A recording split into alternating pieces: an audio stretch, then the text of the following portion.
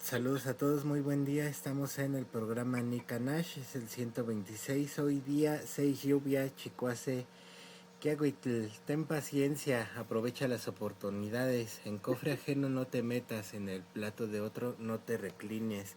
Y en esta ocasión estamos aquí con Rosita Huichot, que va a dirigir el programa. Saludos, Rosita, ¿cómo estás? Hola, buenos días, Chignaui. Pues eso de directora me parece, órale, mucho compromiso, pero adelante. Sí, Gracias, ¿qué tal, Rosa? Frank. ¿Cómo estás? Frank, Sí. gracias por estar, Chignaui. ¿No va a estar Vicente hoy? Ahorita está viajando, está en Coscomatepec, para subir mañana si se puede. Ah, pero ya llegó. Entonces a ver si nos dan un resumen de dónde anda ahorita, justamente. Vicente, ¿qué tal? ¿Cómo estás? Hola, Sí, Hola, justo muy a buen tiempo. día. Buenos días, bien. Justo a Saludos. tiempo para que entres y nos platiques dónde andas, qué estás haciendo. sí. Y pues estamos acá en el Museo Municipal de Huatusco, esperando a que lo abran, Uf, para pues, hacer el sondeo de algunas piezas arqueológicas que se encuentran por aquí. Tristemente, de toda esta región, los museos pues no son como que del interés de las autoridades municipales y ah, pues qué tampoco hay raro. turismo que venga. Claro. Lo cual pues es lamentable, ¿no? En ese aspecto, lo que sí hay son, bueno, hay pueblos mágicos y hay cantinas, bares, pero sí abunda mucho comercio, pero pues más allá de eso, Huatusco es una región maravillosa, está a una media hora de Coscomatepec también, igual ahí su museo está cerrado, pero os ha servido para hacer un sondeo de los parajes que se encuentran por acá y pues vamos a preparar justamente en lo que seguimos la caminata por acá, de los preparativos del día de mañana, para ver si hay oportunidad de hacer el ascenso allá a la cima de Tlachinoltepetl, aunque está todo cerrado, Sí. nos dice que hay una perspectiva para mañana. De todas formas, pase lo que pase, lo importante, lo que vamos a hacer por allá es pues compartir los textos con los compañeros chocamenses para que pues hagan lectura y la difundan en diferentes redes, ¿no? Que tienen vecinales, en también espacios que pues bueno, luego tienden a compartir este tipo de información. Y pues bueno, ya por la tarde, ahorita toca regresar ya a Chocamán para comenzar también con el sondeo de otros sitios arqueológicos, y bueno, a ver si hay oportunidad en Tomatlán, que es una localidad que está en a media hora de Chocamán, hacer registro también. Allí hay un museo con unas 100 piezas bastante buenas. Esperamos compartírselas. Y pues bueno, les mandamos un saludo acá desde Tierra Santa, veracruzana de Anáhuac. Es impresionante la cantidad de montículos, o sea, hay más construcciones olmecas, inclusive de otras temporalidades, que se encuentran por todo el territorio. Es un paisaje maravilloso, tierra de café y pues tierra también con estos contrastes, ¿no? Con fresco, ahorita estamos como unos 10 grados, pero pues nos dan la idea de la sofisticación que tuvieron nuestros ancestros en estas tierras para adaptarse y obtener mejor aprovechamiento de los recursos, ¿no? Pues por lo pronto, desde acá, desde Huatusco, es un pueblito muy, muy bello. Les mandamos un fuerte abrazo, y pues esperamos, pues hacer un enlace, más tarde desde el museo allá este, bueno, en Chocamán no hay museo, ¿no? Pero sí hay allá en Tomatlán, desde el Museo Comunitario. Esperemos por allá hacer este enlace. Y pues por lo pronto, pues mandarles un saludo cordial por allá, Frank, Chignawi, Rosita. Y pues haremos lecturas allá, aunque esté cerrado el cielo, y si nos da chance de llegar al torno del Reyman, los sucesos que allá acontecieron. Si no, será desde el kiosco para pues, prever cualquier contratiempo. Claro. Ahora sí no queremos llegar todavía no queremos inmolarnos por allá. No, claro, recuerda que acabas de salir de una gripa, ¿eh? Sí, sí, entonces pues estamos pues acá con mucho entusiasmo y pues esperemos coincidir también muy pronto. Por allá hay varias actividades que se vienen y pues de nuevo un fuerte abrazo para Rosita, Frank, Chignawi, Jonathan, y pues los compañeros y compañeras toltecas. ¿Cómo no? ¿Sale? Nos ¿Cómo vemos no? pronto, por ahí les posteamos información y pues que tengan un excelente programa por acá. Nos escuchamos un rato y estamos en contacto. Abrazos toltecas. ¿Cómo no? ¿Cómo serán esos abrazos toltecas, Órale. Bueno, De corazón. oye, entrando ya al tema de hoy, Rosita, ¿qué propones para el día de hoy? Bueno, Frank, es curioso que cuando tú estudias te hablan y te explican y entras a las redes cómo se hizo Venecia, cómo se construyeron ciudades en el agua. Y te hablan de todas, pero no te hablan de Anáhuac. Aquí yo me acuerdo que nomás me dijeron que vinieron los mexicas y que les dieron un lugar con lodo y serpientes, y después construyeron su ciudad y dimos un brinco sin darnos cuenta todo lo que tuvieron que hacer. O sea, son conocimientos de ingeniería, de astronomía, porque además estaban orientadas, tenían cosmovisión las ciudades, o sea, conocían muy bien, perdón si digo la jícara celeste, el cosmos, como le quieras llamar, pero sabían hacia dónde va este templo, hacia dónde va esta construcción. Ya que estaban construidos, la organización también que tuvieron para la basura, para las escuelas, para los lugares de artesanos, para los lugares de aprendizaje, las leyes de guerra, todas esas organizaciones de una ciudad me tienen impresionada y a mí no me lo enseñaron. Me duele que sigan hablando de otras culturas y no hablen de la grandeza de nuestro Anáhuac. Hay un brinco ahí que se dan de cuando llegan los chichimecas que vieron el águila, la serpiente y y ya de ahí te brincas a ver la ciudad y la llegada de Cortés. Yo quisiera que habláramos de eso, mi Frank. ¿Cómo no, Rosita? Me quedé esperando tus imágenes. No, ¿yo? Sí, tú propones el tema, tú pones las imágenes. ¡Ay, en la M, chic! ¡Auxilio, sálvame! Bueno, entonces yo conseguí algunas imágenes pero espero que correspondan al tema que tú quieres. Las busqué así, de todo un poco para coincidir contigo, ¿no? Pero... Una de las preguntas es, nuestras construcciones en agua no eran así, porque no sé, quizás como Venecia, el ejemplo que pongo, que luego cuando llegaron se maravillaron que era una ciudad más hermosa que Venecia, pero ¿por qué? Aquí hubo un por qué las voy a construir sobre agua. Sí, hay un porqué. Bueno, pues si te parece, mira, yo escogí algunas imágenes sobre construcciones en general, comenzando por reconstrucciones modernas que se han hecho, en parte para ver lo bellas que son esas reconstrucciones y también para hacer un poco de crítica sobre eso que nos permite adentrarnos en cómo eran las ciudades anahuacas. Si te parece, comenzamos ya con la primera imagen. Chinahui, ¿tú la estás mostrando ahí? Sí. Perfecto. Pues, a ver, Rosa, platica tú. Tú pusiste el tema. Empieza tú. ¿En qué lugar estamos aquí? Voy por mis lentes porque estoy en el celular. Esto es una reconstrucción moderna muy reciente de Teotihuacán. Algo fantasiosa, les voy a decir, pero que reproduce con exactitud los edificios que había alrededor de lo que hoy llaman Pirámide de la Luna. Allá a lo lejos se ve la Pirámide del Sol. Más lejos está la Pirámide de Quetzalcóatl, pero ya medio borrada ya en la lejanía, pues es una calle bastante larga y tiene algunos elementos que no corresponden a la realidad de Teotihuacán, pero te da una idea más o menos de cómo eran estas ciudades en sus zonas nucleares, es decir, la Acrópolis o la zona donde vivían los dirigentes y los grandes sacerdotes y se hacían los eventos y se recibían embajadas, ese tipo de cosas. Esta ciudad de Teotihuacán, que realmente estuvo antes de la llegada de los mexicas, de los nahuas, esta ciudad está construida sobre agua. No.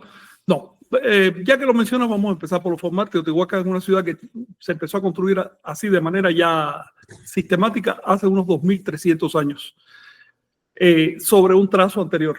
Pero ya hace 2.300 años se trazó avenida principal y los principales edificios. Con lo que tú te estás dando cuenta que ya existía el mapa de la ciudad. Después, durante como 500 años más, fueron construyendo los edificios, lo que indica que Teotihuacán es una ciudad planificada. No surgió de manera natural por vecinos que se fueron aglomerando, no. Quizás se aprovechó algunos caseríos que había por la zona, algunos pueblos, pero lo que es el trazo central y la acrópolis de la ciudad, eso fue deliberadamente planificado con un objetivo. Esta ciudad funcionó como capital en su época y se hizo con recursos de los diferentes estados. En Anagua había estados que reflejaban naciones generalmente, aunque había estados plurinacionales también. Y por otro lado había naciones que no tenían estados, ¿no? Pero en Anagua había estados y estos estados se ponían de acuerdo para las cosas principales como esto mismo, construir una capital común. El hecho de que tuvieran capital común indica que se concebían a sí mismos como parte de una confederación. Eso no significa que los estados no tuvieran soberanía nacional. Los estados de Anagua eran soberanos. Los mexicas, los mayas, los purépechas eran estados totalmente soberanos que podían tomar sus propias decisiones siempre que no fueran en contra del común. Vicente, ¿tú quieres hablar? Adelante, por favor. Sí, aprovechando que, bueno, hablaban de Venecia, ¿no? Aquí está un emigrante italiano de justo de esta zona de Trentino y Veneto, así como se conoce, y ellos llegaron a esta zona de Veracruz también, allá por la zona de la actual Papantla, allá por Tecolutla, y pues también en esta zona de Veracruz justamente hay islas como la que es Lomas de Tacojalpa o Huehuetlapalan, que fue intervenida, ¿no? Justamente, pues prácticamente, pues ahora sí, mucho tiempo antes de esta imagen, ¿no? Que nos comentas en la reconstrucción, ¿no? Que está en la presentación. Entonces, pues sí es importante, ¿no? Tener en cuenta que, pues esta ciudad de Venecia, pues tuvo un papel fundamental en la historia universal, ¿no? Como un puerto, pero también lo fue, por ejemplo, en este caso, Tenochtitlan, ¿no? Pero hay otras ciudades que datan desde la época olmeca, desde los primeros periodos, que son de llamar la atención, ¿no? Que inclusive tenían puertos allá como en San Lorenzo, ¿no? Con ríos que se canalizaban como a Lomas de Tacojalpa hacia Coatzacoalcos, o islas como Jaina, que se encuentra allá en Campeche, ¿no? Entonces, pues parte de eso quedó registrado también por estos personajes que pues cuando llegaron acá, pues se dieron cuenta, ¿no? De que pues ahora sí estaban llenas de ciudades antiguas y demás, y pues por allá también quedaron restos de Teomochtli, ¿no? Eso era así como parte de esta introducción, y que pues, como bien comentaba Rosita, pues hace falta mucho investigar de esta o sea, ahora sí, de este urbanismo, ¿no? Que se dio desde las primeras épocas, como en alusión a Aztlán, ¿no? Eso es lo que quería comentarles. Muchas gracias. Gracias, Vicente. Gracias. Frank, o sea, aquí no hay paracaidistas ni asentamientos humanos, aquí hay planeación. Y bueno, en los bordes de esta ciudad había lo que quieras imaginarte. Por supuesto que los bordes de esta ciudad se iban arracimando la gente, pero el centro es planeado, como pasa con cualquier capital, digamos, no con todas, pero sí con la mayoría de las capitales modernas. Hay un núcleo que es planeado y donde se invirtió más dinero y tiene edificios más hermosos. Y sirve a propósito de propaganda y de política y de gobierno y de relaciones y de comercio también generalmente. Y lo mismo pasaba con las ciudades de Anagua. ¿Por qué estamos poniendo esta Teotihuacán? Porque en su momento, durante unos 8 siglos, funcionó como capital mesoamericana política. A diferencia de Cholula, que era capital religiosa. ¿Ok? En Cholula radicaba los sacerdotes. Cholula tiene más o menos la misma edad que Teotihuacán, es un poco más vieja de hecho. Pero Teotihuacán funcionaba políticamente. Es decir, de ahí salían las directrices generales para poder manejar la confederación.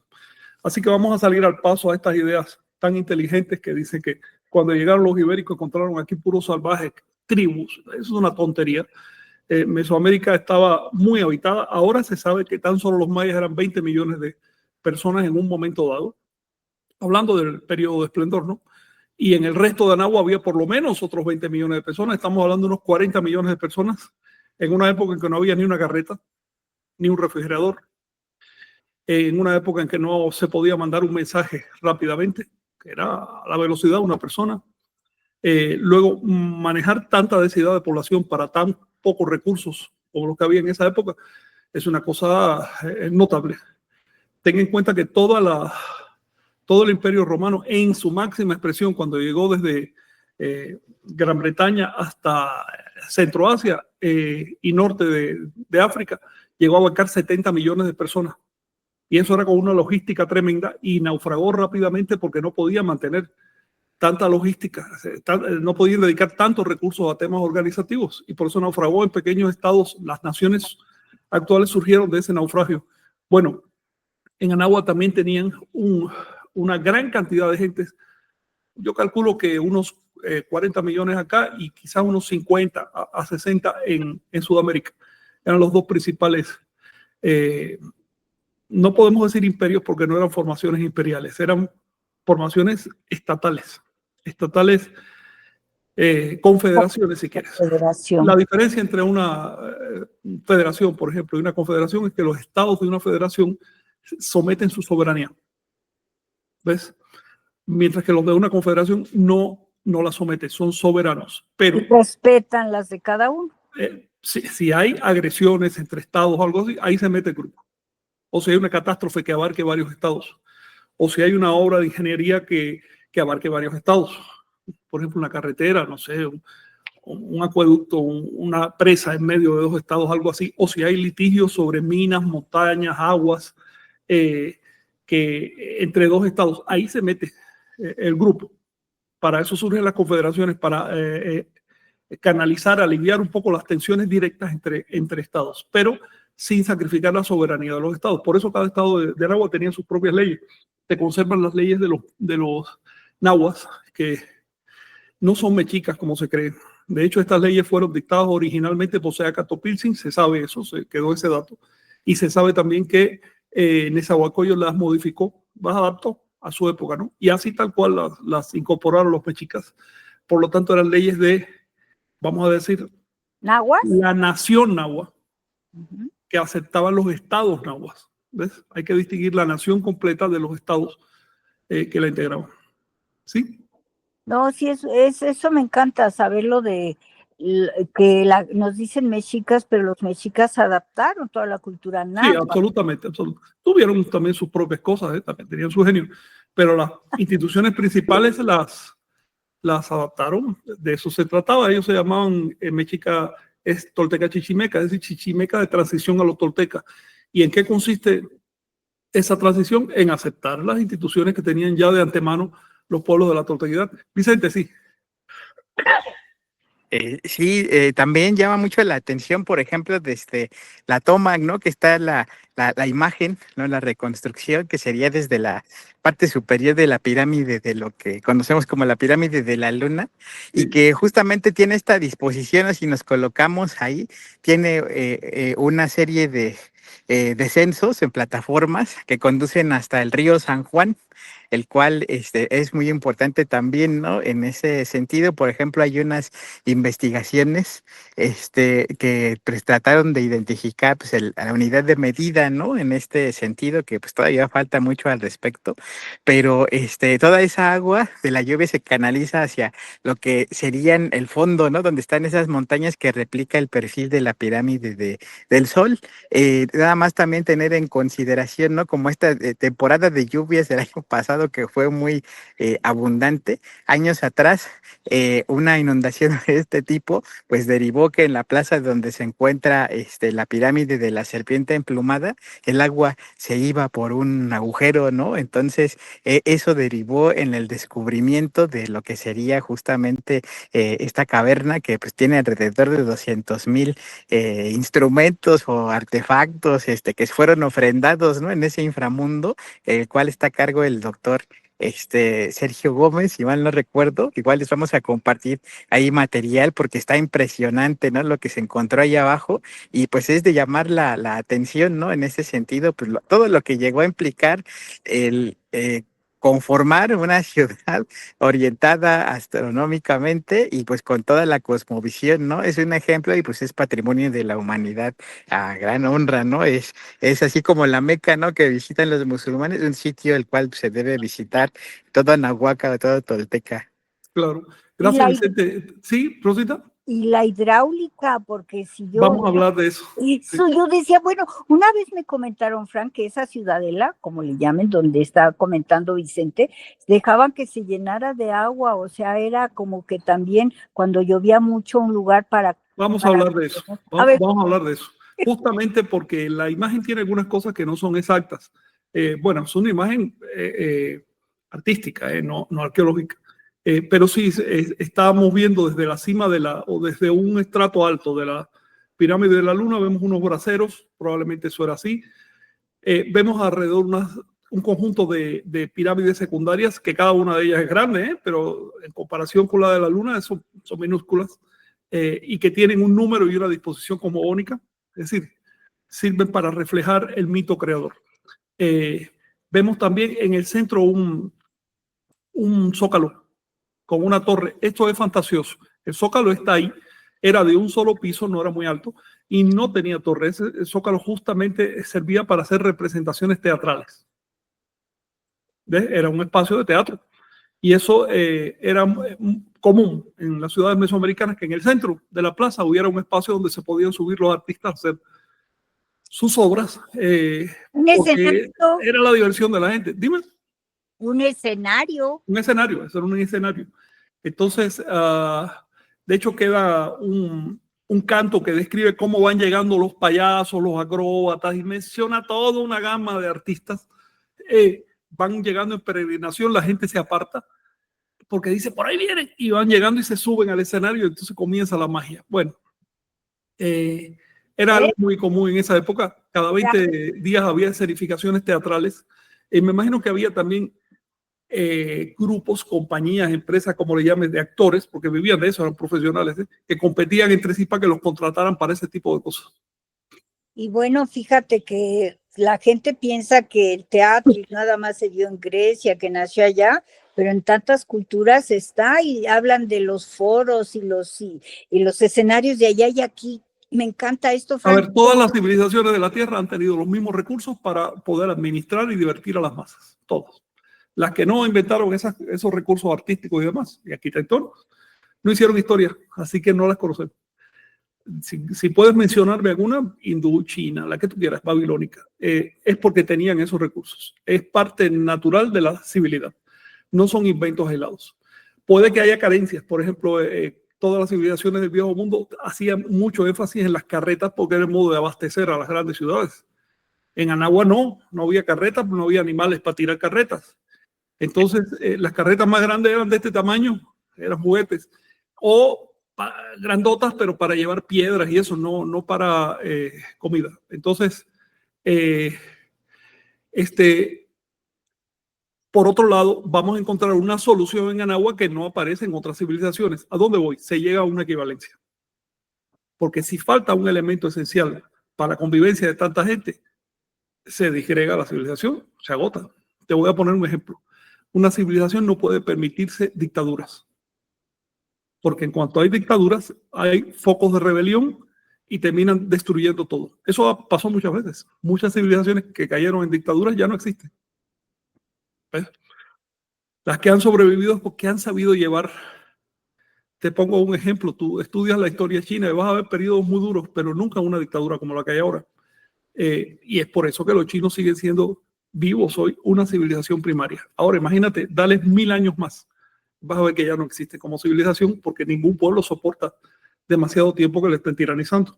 Y lo mismo pasa con la hindú, por ejemplo. Revisa la historia completa de la India y vas a ver que hay periodos buenos y malos, pero nunca formaciones así dictatoriales. Es un ejemplo que te pongo de cómo la civilidad requiere de ciertas condiciones. Te pongo otro ejemplo, el arte. Para que una civilización se exprese, se dé a conocer, transmita sus mensajes, requiere de una clase de artistas, o una casta, si tú quieres, de artistas. Y esos hay que mantenerlos. Y no es fácil decirle a un trabajador y dame parte de tus ganancias para mantener artistas. Luego tiene que estar engrasado todo esto. Y para que los artistas sean reconocidos y agradecidos por esos mismos trabajadores y también por quienes dominan, tiene que crear arte de cierta calidad para adelante. Y para eso tiene que tener libertad. Porque cuando el artista no tiene libertad, ya no produce, ni siquiera se mete artista. Por eso tú ves que en las dictaduras no hay arte. Luego, si ves arte en una civilización como la mesoamericana, ya sabes qué tipo más o menos de régimen político debes buscar. Luego, las civilizaciones son un todo. Cada parte contribuye. No puedes hacerla a piezas así accidentalmente. Sabiendo cómo se maneja una civilización, y eso es por comparación con estudios universales, puedes meterte más profundamente en las de América. Un ejemplo claro, ¿qué significa civilización? Primero tienes que definir eso. Cuando decimos civilización, ¿de qué hablamos? Luego veo que se usa la palabra civilización para describir cualquier cultura, por ínfima que sea, aunque no tenga elementos civiles. Una cultura que ya está asentada, ¿no? Que se organiza. Tú puedes tener una cultura asentada, pero no organizada institucionalmente. Así que lo que constituye a una civilización son instituciones organizativas, incluso instituciones creadas exclusivamente para organizar, como el calendario, como la escritura, como las leyes, como el trazo urbano. La educación. Ya esos son elementos de apoyo de una educación, pero la vas a encontrar en cualquier cultura también, educación y demás. Pero una civilización requiere dedicarle más recursos. ¿Por qué? Porque si no se cae. Entonces, así, en la defensa, por ejemplo, voy a volver a mencionarte el tema de las leyes. Cuando no hay civilidad, los pueblos, aunque sean vecinos, cada uno aplica su propia ley. Y es el sálvese que pueda en realidad. Por eso un pueblo es enemigo del otro. Siempre están defendiéndose a sí mismo en contra del otro. Y por eso no se integra, no puede hacer mancuerna para ascender. Y por eso viene un huracán y los destruye. Pero cuando los pueblos logran sobreponerse a ese estado de primitivismo, se dan cuenta que necesitan una ley común. Porque si cada barrio tiene su propia ley, van a volver otra vez al problema. Y entonces aceptan finalmente una ley común. Y eso les da organización y energía suficiente para ascender a otro peldaño.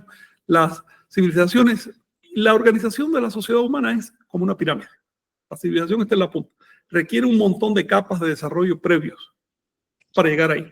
Si tú ves trazo urbano avanzado en Teotihuacán, ves el concepto de capital, ves literatura, ves educación, ves leyes, ves calendario, ves una serie de instituciones civiles, puedes estar segura que existen otro montón de instituciones, aunque no las veas. Entonces eso es lo que permite al investigador ir a donde tiene que ir a investigar, en vez de estar dando vueltas al azar a ver si se le pega algún dato. ¿Ves? Vamos otra vez a otro tema de esta reconstrucción que está incorrecto. Los techos de las casas de Teotihuacán no eran así. Esos eran techos en la zona maya, porque es una zona muy pluviosa, necesitan techo de agua.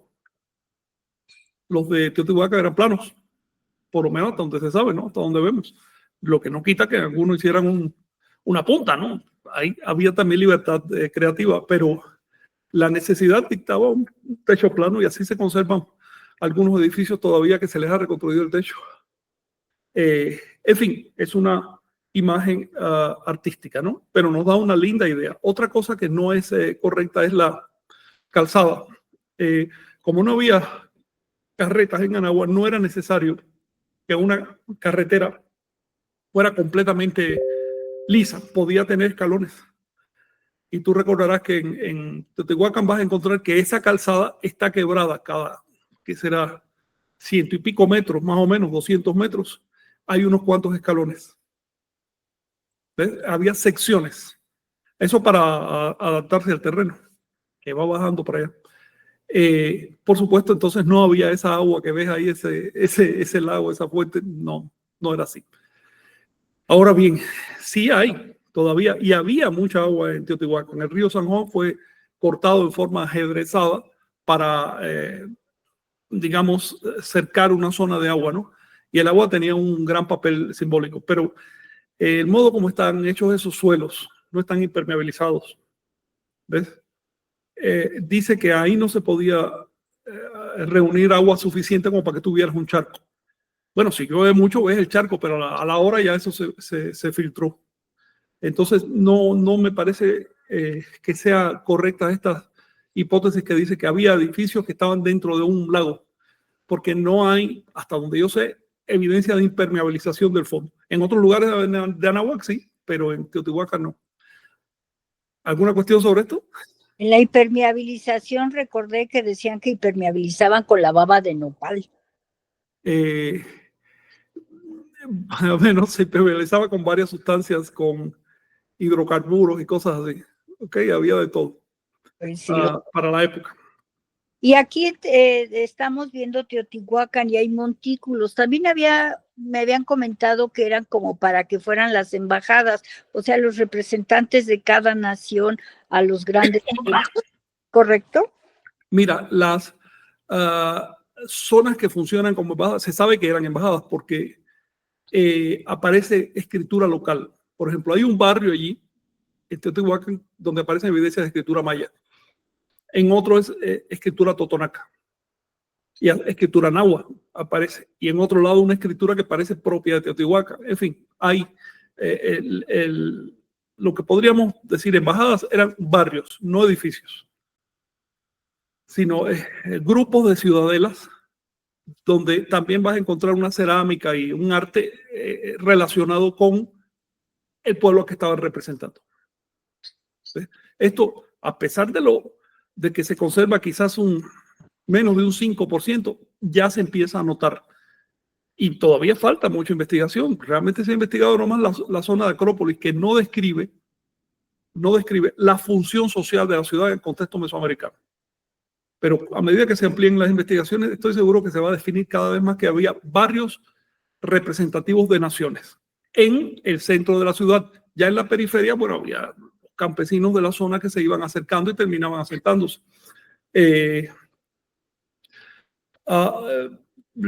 Esto te lo digo porque, mira, yo creo que los arqueólogos deben revisar una idea que está circulando desde hace unos 30 años, que es muy cómoda, pero a mí me parece que es muy superficial. Y es que los teotihuacanos controlaron la zona maya. Yo no veo evidencia de eso. Yo veo evidencia de que los mayas tenían representación en Teotihuacán y por lo tanto los teotihuacanos tenían una representación en la zona maya. Pero si tú te vas a cualquier otra zona del país, vas a encontrar lo mismo, vas a encontrar ciudades calcadas de Teotihuacán hasta en Chalchihuite, allá a 24 grados norte. Es decir, había un intercambio de estilos basado en un intercambio de productos y, por supuesto, una influencia política, pero no creo de ninguna manera que fuera una influencia imperial, ni siquiera demasiado marcada. Por ejemplo, cuando se habla de esta presencia de los teotihuacanos en la zona maya, las imágenes y los ejemplos que yo veo que ponen no pasan de ser un embajador con unas cuantas personas, nunca veo un ejército. No veo tampoco evidencia de que haya un ejército que haya ido a conquistar ni nada de eso. Por otro lado, no hacía falta. No hacía falta porque en una zona geográfica tan amplia, carente de carros y carente de caballos o de formas de hacer más rápida la comunicación, conquistar un estado alejado te sale más caro. ¿Qué vas a hacer con eso? No haces nada con eso. La única formación con un sentido económico en Mesoamérica era la que hubo, la Confederación. Vicente quiere hablar. Sí, adelante, Vicente. Bueno, Jonathan. Ay, Pensando justamente en esto que nos dice, es como la visión, están cristianizados, entonces piensan que hay invasión de tal pueblo a tal pueblo. Por ejemplo, en la última publicación que hicimos sobre el nombre de Anáhuac, donde nos compartiste las fuentes, llegan muchos comentarios, ¿no? Pero ¿por qué se tiene que subordinar todo? Se desprecian a los mayas, a los mexicas, porque los mexicas eran los invasores y ellos está en nombre náhuatl, y bueno, es muy distinta, ¿no? esta visión de tener, bueno, primero una lengua franca que te dice el nivel de organización cultural, bueno, es, digamos, la lengua que fue dominante, no porque fuera, y como lo comentabas, ¿no? De los mexicas, normalmente asocian náhuatl y mexica, dicen, pero ¿por qué si los mexicas invadían y por qué vamos a usar el nombre náhuatl? A ver, Entonces, los ni mexicas siquiera invadieron, sabían. pero a ver, el náhuatl no es de los mexicas. Quienes te discutan eso, dile, me lo dices en náhuatl y yo te hago caso. Si no, no tienes elementos de opinión. Así de simple. Estudias náhuatl, vas a saber qué onda con la lengua náhuatl. Mientras pienses que es una lengua mexica, es que tú no has leído ni lo más elemental, porque oye, ahí lo dice Tlisochi. Tlisochi es la primera fuente a leer. Entonces, estudia, después opina. Por ahora no hay opinión. ¿Alguna cuestión, Rosita? Sí, bueno, considero que cada cultura tuvo su lugar de esplendor y de decadencia, y así nos la vamos viendo en los mayas, en los olmecas, entonces México, pues cuando llegaron los españoles, pues apenas estaba subiendo, no llegaron a encontrarlo en su No esplendor. llegaron a 90 años de independencia.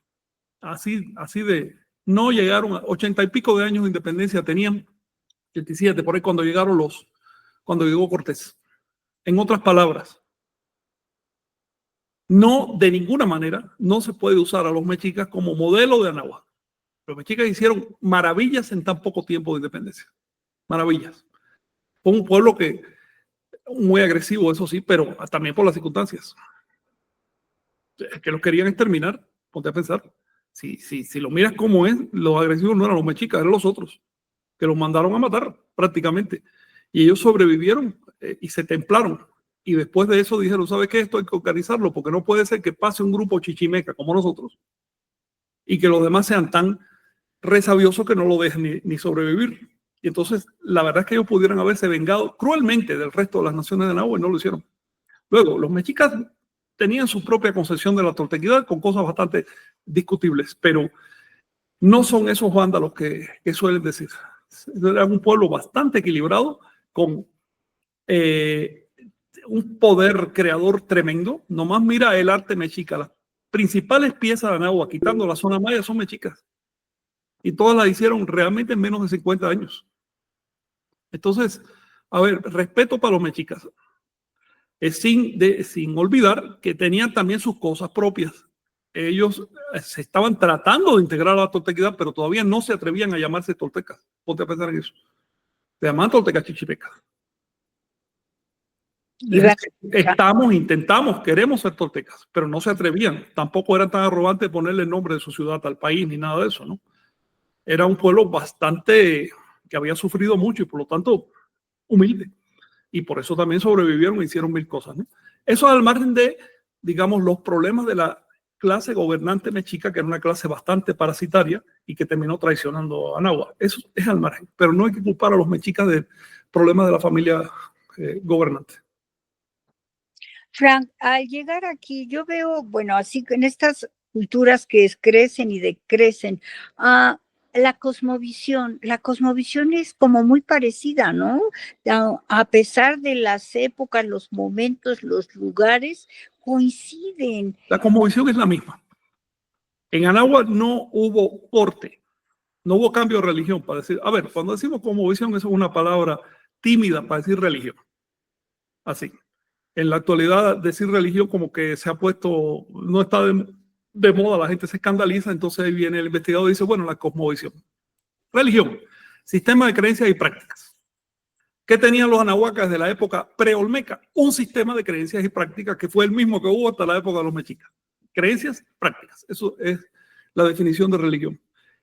Por supuesto que esas creencias y prácticas estaban dirigidas a explicar primero cómo era el universo, entonces cosmovisión. Pero también a explicar cómo es tu relación con tu vecino, a través de la moralidad, de los cubetratoles y demás, y explicar cómo son tus relaciones con el Estado y los deberes del Estado hacia los ciudadanos, y explicar cómo el artista debe crear, cómo se debe, hasta se describe los cubetratoles, hasta temas de parto, temas de medicina.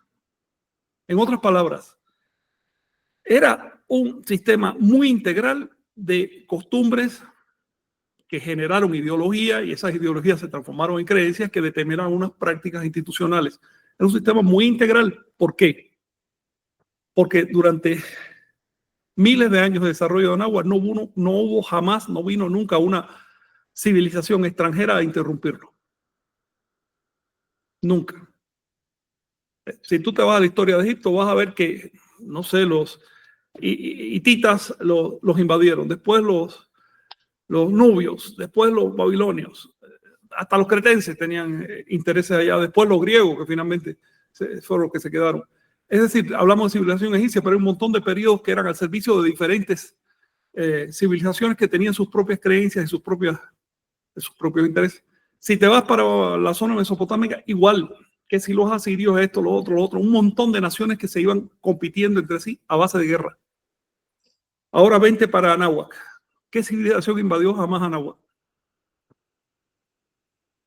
Pues Europa, España. Hasta que llegaron los cristianos. Antes no había ocurrido. Lo más parecido fue quizás la avalancha de los chichimecas, que no eran una civilización y por lo tanto, lejos de interrumpir el proceso anahuaca, se integraron, como hicieron los mexicas. ¿Ves? Entonces, si tú tienes 5.000 años de esfuerzo civilizatorio sostenido sin quiebras, vas a tener una religión o una cosmovisión, si prefieres, unificada, que se va desarrollando orgánicamente, pero nunca niega los símbolos anteriores. ¿Qué pasa cuando chocan dos grandes religiones? Por ejemplo, Islam y cristianismo. Que los islámicos, que son posteriores, niegan los símbolos cristianos, como los cristianos negaron los símbolos judíos, como los judíos negaron los símbolos egipcios y así, ¿no? Se niegan mutuamente, se descalifican. Bueno, sobre ese proceso tú no puedes construir una ideología unificada y a largo plazo. Son ideologías locales que necesitan además exacerbarse, ponerse extremas, para poderse distinguir del otro. Así que lo que hace, lo que le da identidad a las ideologías del viejo mundo no es tanto sus propios aportes, sus propios descubrimientos, sino la lucha contra el otro. Terrible, ¿no? Toma un cristiano cualquiera, hoy, y tú vas a ver que lo que lo identifica no es que tanto haya meditado, recapitulado, que tan buena persona sea, no. Lo que lo identifica es que no es un mundano. Toma un judío, lo que lo identifica es que no es un gentil. Un musulmán lo identifica que no es de los demás. Es decir, se identifican por negación. Esa es la historia de las religiones en el viejo mundo. Quitando las religiones del Extremo Oriente, que no por casualidad recibieron mucha menos competencia civilizatoria. ¿Ves? Si ya llegas a China, bueno, la competencia venía de Occidente, pero nunca del Oriente. Y entonces, bueno, fue un proceso un poco más tranquilo. No es casual que todavía hoy sobrevivan las civilizaciones de la India y China, que son de la época del Paleolítico, sus civilizaciones madres. Es decir, surgieron en su sitio. En cambio, otras que también eran civilizaciones madres, como Egipto, Babilonia, etcétera, los cretenses, desaparecieron porque estaban en medio de la presión de la competencia. Nada de eso se cumple en Anáhuac ni en el Tahuantinsuyo. Esto es un detalle que deben tener muy en cuenta al estudiar las culturas y civilizaciones de América, que se desarrollaron con bastante aislamiento, porque el único pueblo que tenía poder para asaltar a Anáhuac y destruirlo eran los andinos, y estaban a 10.000 kilómetros. ¿Y cómo iban a pagar un viaje tan costoso? Ya cuando llegaran iban a hacer un residuo. ¿Ves? Simplemente no había manera. Ese aislamiento las salvó de altibajos evolutivos, pero también fue un problema, porque cuando llegaron los cristianos, no supieron cómo reaccionar.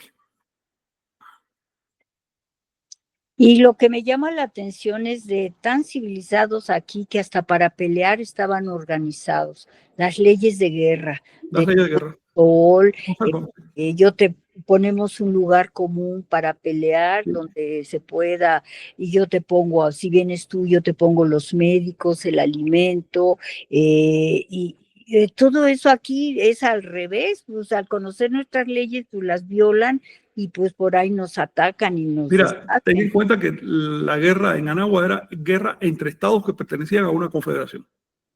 Si se pasaban de rosca, los demás les caían encima. ¿Ves? Así que tenían que hacer la guerra dentro de cierta ética, y por eso tienes 70 leyes de guerra que implican que si el enemigo no tiene comida, mándale comida, incluso armas, para que pueda hacer la guerra con cierta dignidad. Y pactos de tantos muertos, 40 muertos, digamos, ya se consideraba una guerra ya cumplida. Ya hay 40 muertos por cada lado, ahí ya le paramos. O incluso a veces la guerra era simplemente entre los líderes de los ejércitos para no tener que matar a nadie. Pero por otro lado, tampoco se puede decir que no hubiera guerra. Sí, hubo guerra en Anagua y las guerras eran tan, digamos, bien vistas, que incluso tenían el nombre de guerras floridas, eran institucionales. Cuando había demasiada paz decían, oye, ya hace falta una guerra, porque ya los jóvenes ya no saben qué hacer. Ok, van a terminar destruyendo las pirámides, así que mejor que se caigan a palos allá en el campo. Y bueno, llevaban para allá bancas y llevaban palomitas de maíz y todo, y estaba la gente mirando la guerra, y eso era un espectáculo más que otra cosa. Con esto no te digo que no hubiera algunos casos de guerra reales en Anagua que fueron devastadoras, pero estos casos siempre son por catástrofes naturales. Y cuando un pueblo estaba desesperado, le caía arriba al otro. Eso también ocurrió. Pero ni fueron abundantes. Yo recuerdo un par de casos, quizás 3 en toda la historia de Anagua, y tampoco eran por ambición política, sino porque simplemente había mucha hambre en un lugar y era necesario quitarle la comida a otro. Así, ¿no? Luego, hay que ver todo lo que pasó según las evidencias. Tienes el caso de Teotihuacán. Este edificio también es de Teotihuacán. Teotihuacán no aparecen ejércitos. Las armas y los oficiales que aparecen son más bien como de una policía, y son muy pocos. En todo el periodo de esplendor de Teotihuacán aparecen muy pocas armas en los yacimientos, y son armas que tú ves que se usan más bien para organizar a la población, no para atacar a otro estado. Teotihuacán no tiene una muralla. Sigue. ¿Ves? No tiene una muralla, no tenía un ejército. ¿Cómo se puede mantener una ciudad así llena de riqueza? ¿Y a qué le llamaban las guerras floridas? Mira, en principio eran torneos gladiatorios en que se citaban un par de estados y mandaban para allá unos miles de jóvenes a que se entrenaran. Eso en principio.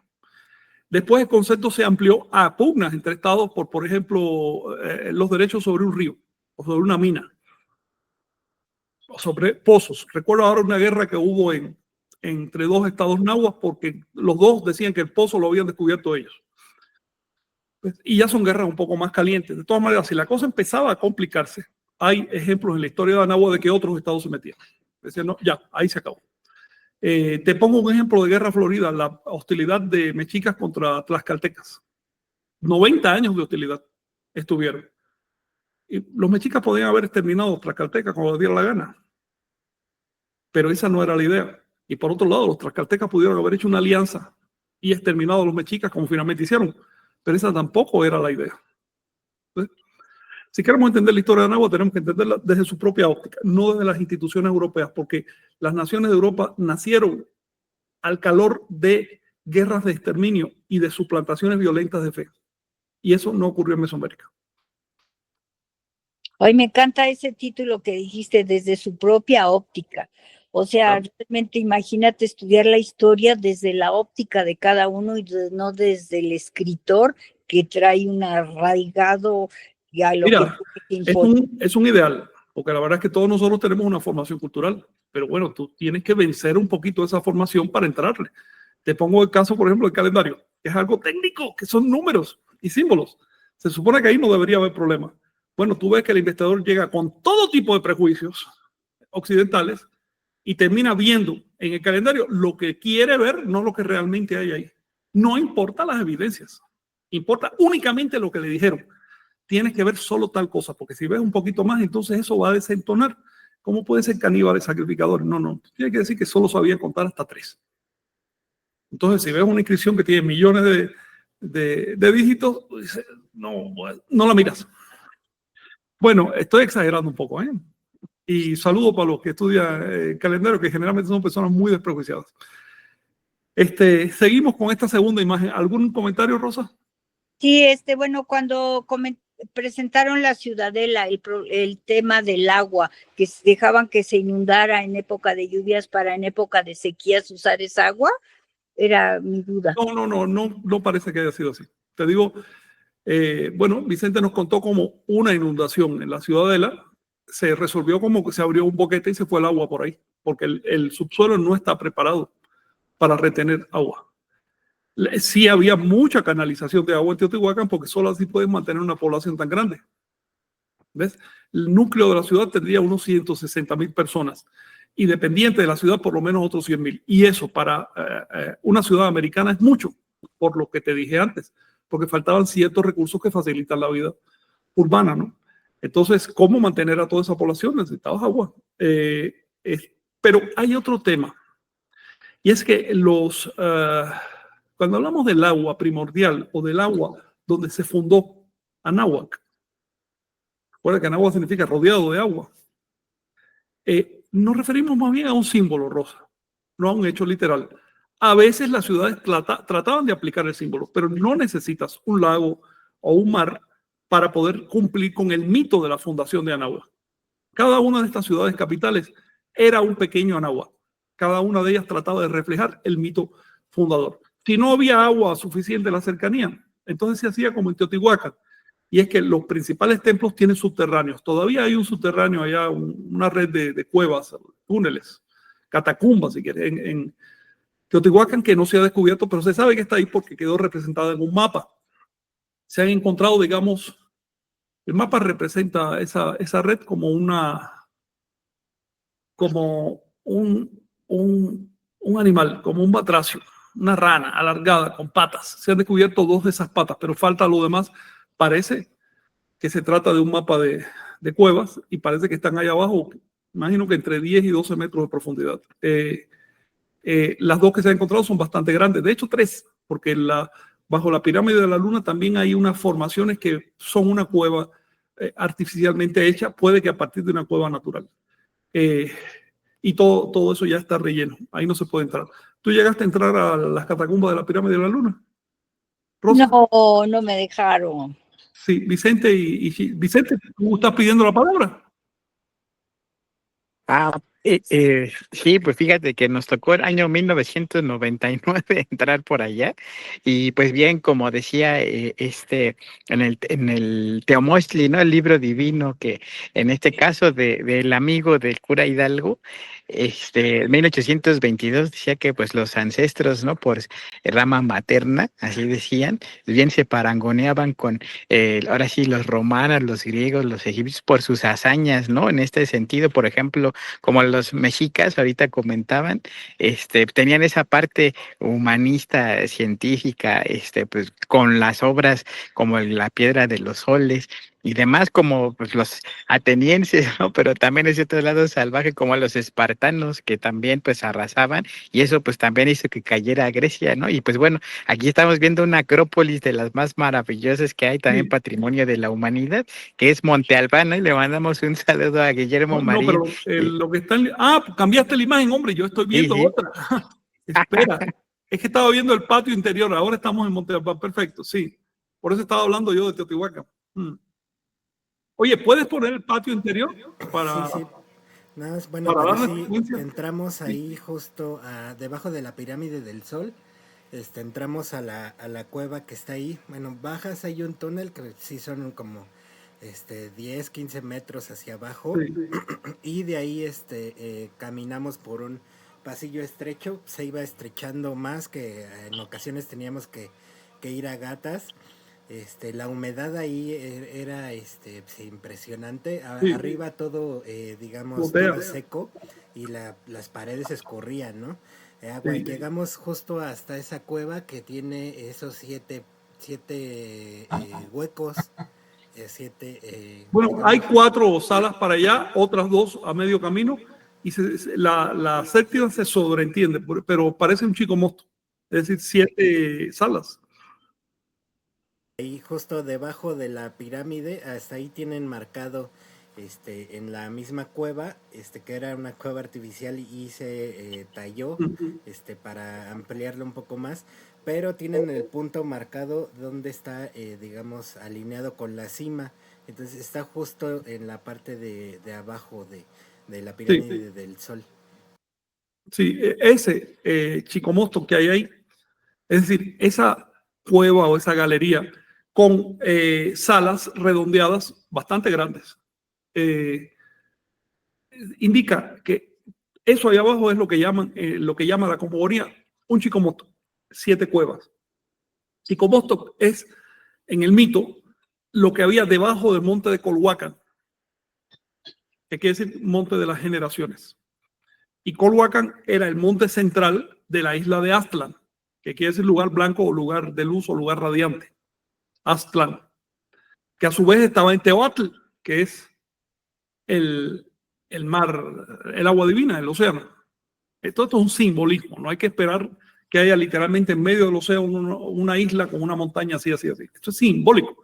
Y cada ciudad lo trataba de aterrizar a su manera y con sus propios recursos. Pero esta cueva del Templo Mayor de Teotihuacán, la Pirámide del Sol, demuestra que es completamente intencional ese simbolismo. Hay otra que se ha descubierto hace poco, de una catacumba debajo del templo de Quetzalcóatl, como dice Vicente. Yo me quedé hace ya algunos años por unos 40,000 objetos arqueológicos rescatados, pero la principal importancia de esa catacumba no era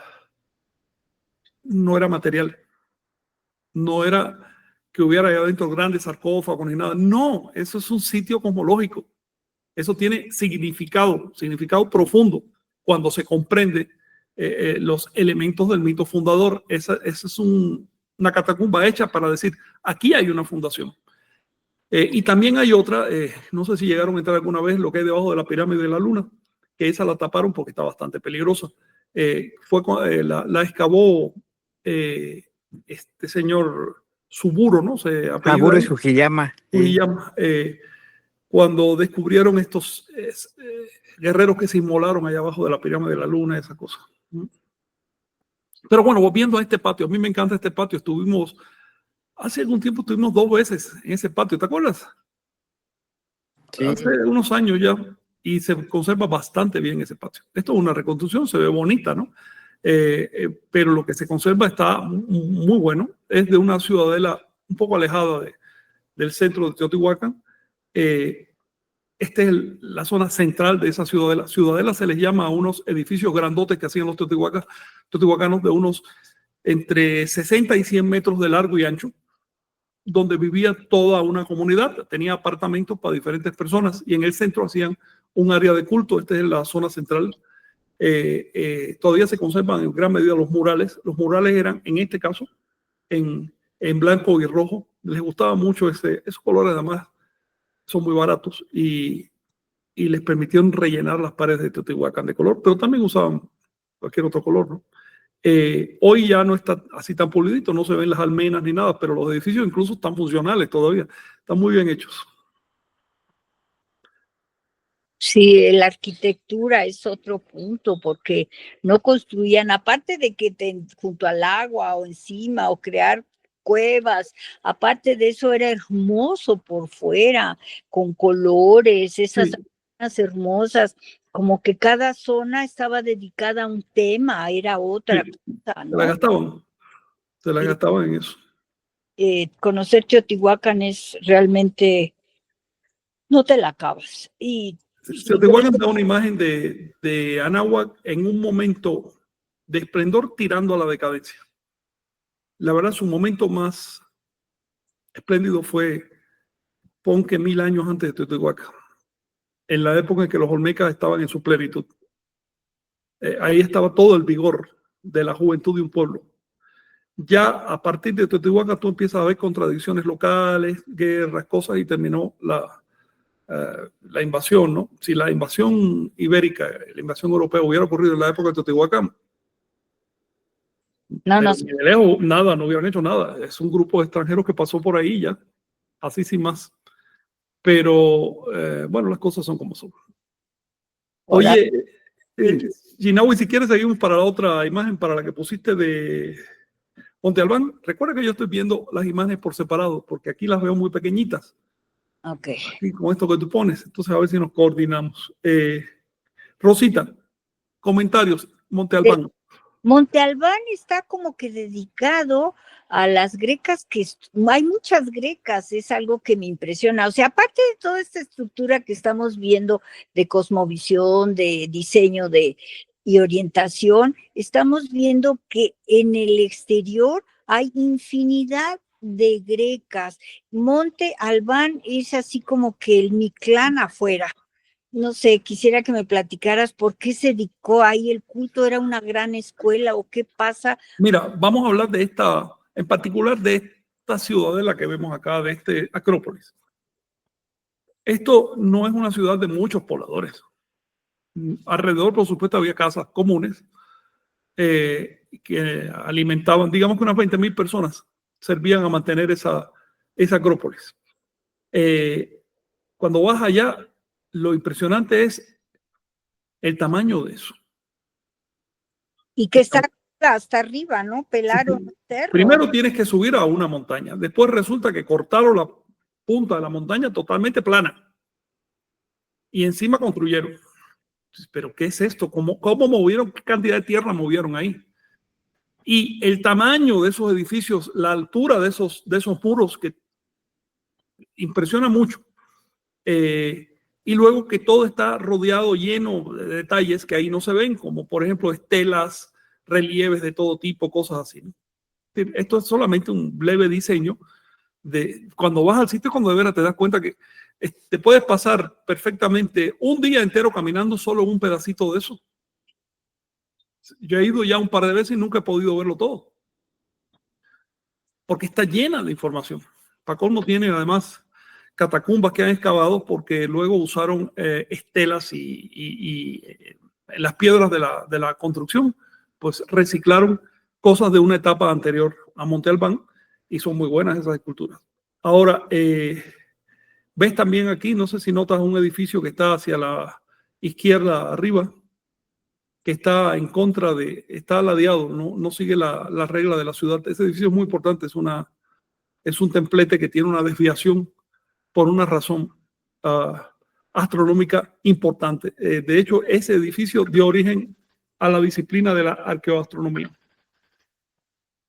Sí, sigue platicando, voy a responder aquí una llamada, por favor. O sea, ¿será que estaría alineado a otro planeta, a otra galaxia, a otra información que nos estuvieran dando? Bueno, Monte Albán, si me pueden decir si también, ¿cuál era su nombre original de esa ciudad? No sé si Vicente la sepa, mi rey, pero pues nosotros ya estamos recibiendo información trastocada y no se ha rescatado el origen, esta cultura en su florecimiento, de qué época fue esta cultura en su florecimiento, a qué se dedicaba, porque es como una escuela, hay mucha información, hay mucho culto al Mictlán. ¿Quién me puede contestar sobre esto? Bueno, sí es muy antigua la ciudad como tal, y bueno, ese edificio que comenta Frank también tiene estos relieves de lo que se conocen como danzantes, ¿no? Que se encuentran justo en la parte superior de lo que es esta Acrópolis, ¿no? Parece ser que es justamente de esta época de los danzantes del periodo preclásico, o sea que 1500 años antes de Cristo, y después la ocuparon los zapotecas el viernes, bueno, días antes. Se cumplió el aniversario del hallazgo de la tumba 7 de Monte Albán, que era una tumba zapoteca que también tuvo ahora sí se sembró por parte de la cultura mixteca, también ajuares, ¿no? Pertenecientes probablemente al señor gobernante de Saachila. Entonces, pues era un santuario, ¿no? Que el cual ocuparon diversas culturas, ¿no? En este sentido, con una tradición, ahora sí enterraron templos sobre otros, o sea, pasaron a estos personajes de los olmecas, zapotecas, mixtecas, y pues hasta los mexicas andaban ahí metiendo su cuchara, ¿no? En este sentido. Entonces, la montaña del Jaguar, ¿no? Es como, igual les invitamos ayer a checar la página de Guillermo Tigre Marín, que pues, tiene ahí un documental también muy bueno, se lo vamos a postear por si quieren conocer más a profundidad. Él ha estudiado también por mucho tiempo este santuario, y pues bueno, es una también invitación, ¿no? Para conocerlo, porque es maravilloso. También hay recorridos virtuales, así que bueno, y por ahí se los posteamos, ¿no? También para que puedan recorrerlo. Sí, es uno de los sitios más impactantes de Mesoamérica para mí, por todo lo que implica y además por la calidad de las construcciones. Pero además hay que pensar que este sitio empezó a construirse hace 3.000 años. Es decir, son edificios antiguos, muy bien hechos y por eso se conservan. Los zapotecas, que todavía en esa época no existía el zapoteco, le llamamos así, pero quién sabe qué lengua hablaban. Fueron, digamos, una adaptación de los olmecas. De hecho, cuando te vas a las primeras etapas de acá de Teotihuacán, casi no puedes distinguir el estilo zapoteca del olmeca, es casi lo mismo todavía. Luego, esto es una de las culturas más antiguas de Mesoamérica, una cultura fundadora, la que determinó las cosas. Olmecas, zapotecas, los primeros mayas y los primeros nahuas también, pero en particular zapotecas, olmecas y mayas. Ellos determinaron cómo iban a ser las creencias, las costumbres, los estilos. En toda Nahua son las culturas más viejas. Recuerda que hay que distinguir cultura de civilización. Una civilización se compone de culturas. Culturas son pocos generadores de soluciones culturales, vaya. Y una civilización es el ordenamiento civil de todas esas soluciones. Pero su tema es realmente el inframundo, el Mictlán, en general. A ver, el tema era importante para la cultura mesoamericana. El Mictlán es lo que le da sentido a nuestra existencia. Y eso yo lo tenía muy en cuenta. Mictlán también es el nombre que le daban los nahuas a la dimensión nahuálica. Y eso era la doctrina central de la religión mesoamericana. La religión mesoamericana no se basaba en la adulación de seres sobrenaturales, sino en las prácticas nahuálicas. Y después había, por supuesto, toda una serie de ritos y cosas de carácter popular, pero jamás perdió ese vínculo nahuálico y eso se simbolizaba a través del inframundo, es decir, el subconsciente. Vicente, sí. Ah, sí, ahí estaba el nombre, ¿no? Para pronunciar ahora sí con estos caracteres, ¿no? Dani Van, Dani Betty, ¿no?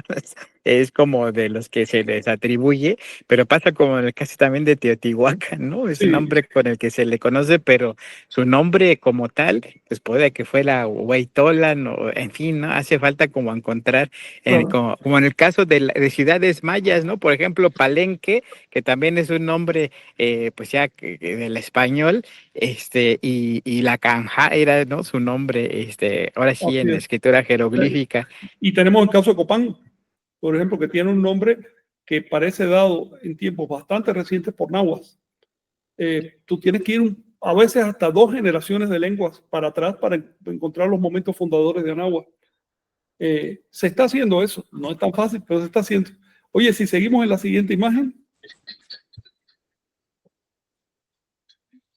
Aquí vemos un patio interior de un sitio que probablemente era una especie de universidad o de escuela de Teotihuacán. Solo trae esta imagen para que vean el esplendor, ¿no? de ese patio. Es una reconstrucción, obviamente, pero el original está bastante parecido.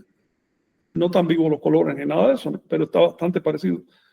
Lo cual sorprende porque este patio fue trazado antes del nacimiento de Jesús. Tú te puedes imaginar qué buena calidad de construcción para que se mantengan así esos relieves y esas columnas, ¿no? Y te da una idea de cómo eran los techos, hablando de ese tema. Y en Teotihuacán hay que ver que hay varios de estos, pero ninguno es igual, ¿no? Todo es dedicado a un tema especial que es interesante. Claro, sí, claro, había creatividad. Si le seguimos, Jonathan, te puse ahí como mero ejemplo, ¿no? Un juego de pelota para que los compañeros vean cómo era. Este juego era importante dentro de... Esto es una reconstrucción moderna.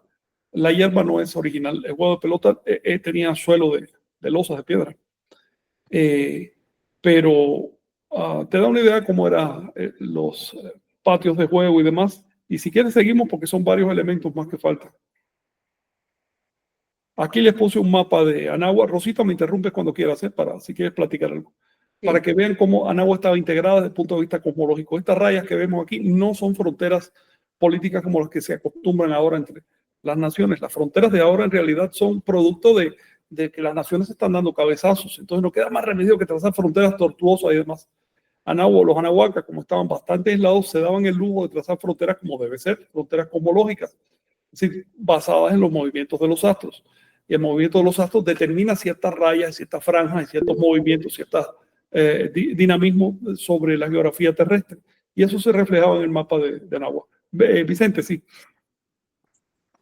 Sí, también algo importante a tener en cuenta, donde es ese centro, ese punto de origen, está Minatitlán.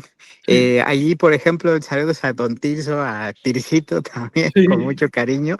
Y nos decían, bueno, es que ¿por qué se llama Minatitlán? Dice que en la era de la independencia y demás, y todas estas batallas, se atribuyeron que era Francisco Javier Mina, ¿no? Pero ya después el monumento que tienen es un flechador, pero pues ahora ya con esta imagen del mapa, vemos cuál es esa flecha, ¿no? Justamente es el sol, es el paso del sol sobre esta latitud y longitud, que Claro. pues justamente fue la que fundó la Huehuetlapalan, o esta ciudad que ahora se llama Lomas de Tacojalpan, ¿no? Que es también muy interesante.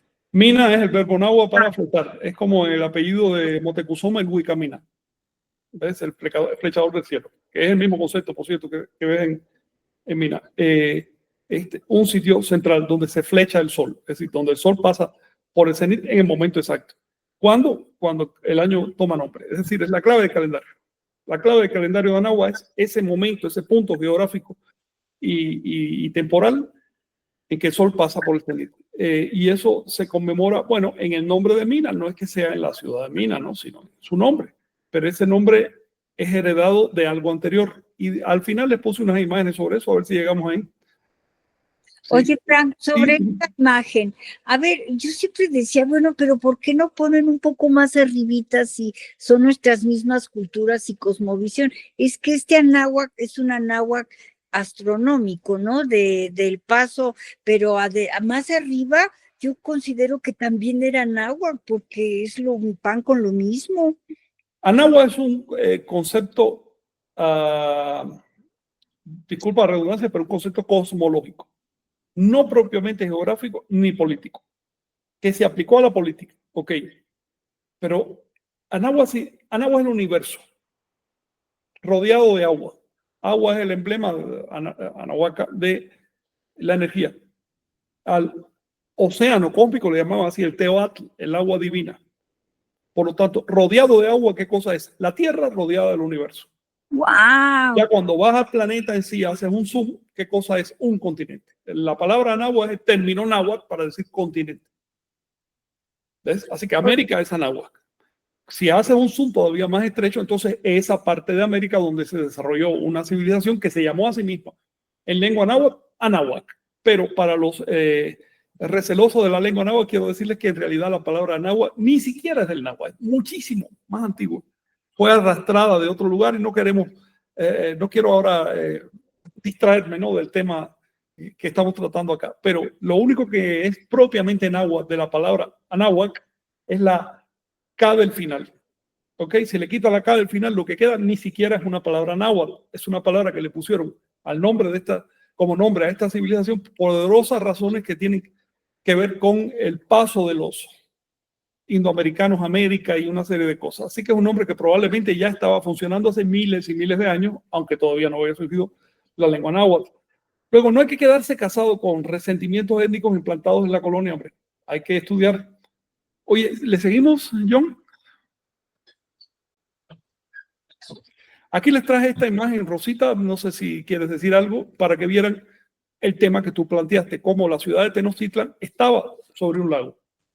Sí, me maravilla cómo creció ese lago.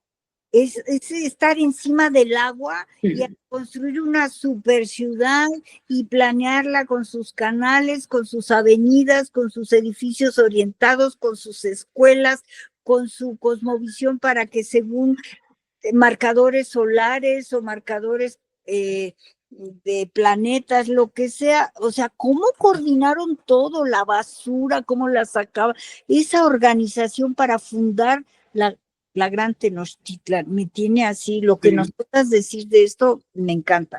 Aclaremos algo, el núcleo de la ciudad donde están esos edificios tan pesados está sobre un islote natural rocoso.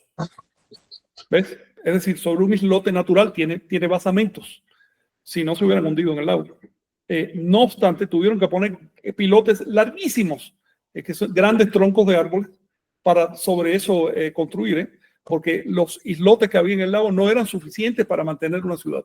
En cuanto al desarrollo de la ciudad, la parte donde vivía la gente, eso fue tierra ganada al lago. Lo que hacían era sacar la tierra del fondo, construir cuadras, por eso están cuadraditas, por eso las calles son tan rectas, es un ajedrez. Sacaban la tierra y ya de una vez ahondaban el canal y eso les permitía el transporte. Así que hacer una ciudad sobre un lago también tenía ventajas para pueblos como los de América, porque les permitía, por ejemplo, sacar la basura fácilmente en canoas. El comercio lo facilitaba, podía llegar hasta el corazón de la ciudad con una canoa y ahí descargar fruta, flores, lo que fuera. Sí, todavía recuerdo en mi infancia que los canales llegaban hasta el centro de la ciudad Sí. y venían cargados con plantas. Hacía, claro. El comercio Eran las arterias de la ciudad. Así que lejos de ser un problema, facilitó las cosas. Obviamente eso genera otros problemas como la humedad, como cierto tipo de materiales para poder mantener las casas y demás, ¿no? Es como todo. Pero en una civilización que carece de carros y animales de tiro, la mejor solución son canoas. Por eso no solo aquí en Anagua, también encontramos esa solución, por ejemplo, en Tiahuanaco, tantos miles de metros de altura. Resulta que le hicieron al lado de un lago y resulta que había toda una traza de canales y demás. Los canales también tienen una ventaja y es que te llevan el agua líquida por todos lados y por lo tanto atemperan, no hay tanto frío, vaya. Y aquí aparte que había dentro de los lagos, había de agua entrecomillada dulce y salada, o sea, eran diferentes. Una zona del lago era fuentes de agua salada, todo lo demás era fuentes de agua dulce y a alguien se le ocurrió, bueno, vamos a poner un dique que era enorme, el dique medía 8 metros de ancho y abarcaba de un lado al otro del lago, era toda una calzada de ese dique. Y por eso de un lado tuvieron agua bien salada, del otro agua bien dulce, lo que servía para necesidades de conseguir sal y otras cosas, y irrigación. Aunque el lago no se tomaba directamente esa agua, eso era para irrigar. Pero el agua para las personas la traían en acueductos de otro lado. ¿O de agua de lluvia usaban? Como en No. Para tomar era agua de acueducto de fuentes buenas, que estaban bastante lejos. Había varias fuentes que suministraban a la ciudad. En Chapultepec también había un manantial. En Chapultepec y otras más alejadas que eran acueductos anchos. Los tubos eran como del grueso de una persona, más o menos. Todavía se conserva un pedazo de uno de esos acueductos. Y en el Monte Tlaloc, ahí por ejemplo, se encuentran en la parte superior. Es impresionante. Sí. Solo así puedes mantener la población de una ciudad grande en medio de un lago, ¿no? En fin, la siguiente imagen, si quieres.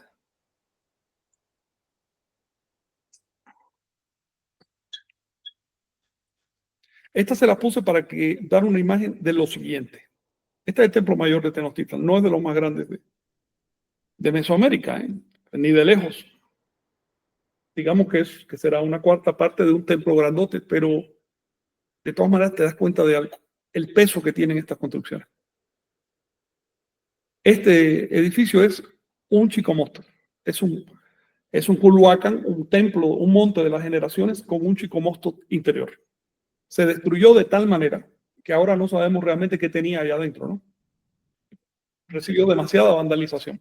Usaron las piedras para construir la ciudad hispánica de México. Colonial. Sí, pero probablemente había inframundos y cosas así. Todavía hoy se están descubriendo a cada rato cosas. Ahora acaban de descubrir unos pasadizos ahí abajo llenos de relieves que me parece a mí que funcionaban como inframundos. Es decir, eran lugares funcionales donde se podía bajar por una escalera. Yo mismo he estado por allá abajo, en algún lugar que ni sé cómo entré, sentado en la barda de una pirámide que está bajo tierra, observando por un pedacito que quedaba, una raja así, el mundo de allá afuera. Y me digo, Dios mío, pero esto acá abajo es un rompecabezas de cosas. Luego, lo que vemos arriba es solo la punta de los edificios. Abajo está muy lleno de cosas. Ahora, el peso de estos edificios, que eran de piedra, necesitaban buenos arquitectos. Así de otro modo esto no se sostiene. De hecho, debido a que no se mantuvieron durante la colonia, hoy ese templo está ladeado, si te fijas. Sí. Pero eso no se podía tolerar cuando estaba en función, está perfecto. Quiere decir que había constantemente una legión de personas que trabajaban de noche para no molestar, para no interrumpir la circulación y eso, que estaban cambiando vigas, rehaciendo los cimientos. Requería un montón de miles de personas nomás para el mantenimiento. Eso solo se lo puede permitir una civilización que genera muchos recursos y que permite desviar una parte, ¿no?, para mantener a esos especialistas, obreros, arquitectos y demás. Y una civilización súper preparada, porque qué conocimiento de ingeniería. Eso requería escuelas, entrenamiento de todo tipo, y es decir, un sistema encima del otro. Si te falla la base ya se cae todo. Por eso lo delicado de mantener una civilización, y por eso yo insisto, ojo con esa tentación de diseñar una sociedad desde un escritorio como si yo fuera papá Dios que se la sabe todo. Cada vez que se ha intentado eso, lo que resulta es un desastre.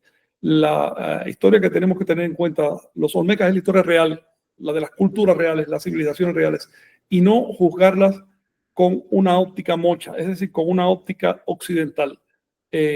No, que si lucha de clases, eso es óptica mocha, eso es óptica católica.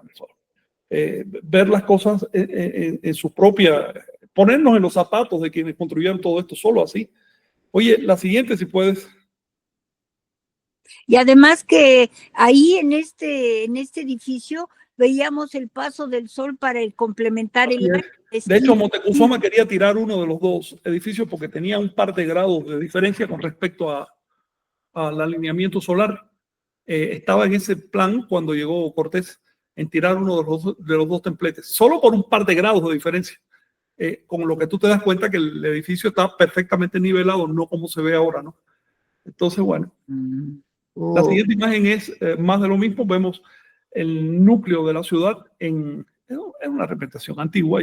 Ya se sabe que no era así, era mucho más copiosa, ¿no? Pero te da una idea de cómo era la ciudad en medio del lago. Hoy todavía se puede reconocer, por ejemplo, ves a Tlatelolco allá, acá el centro, puedes ir a pie del centro de Tlatelolco, pero tienes que caminar un buen rato.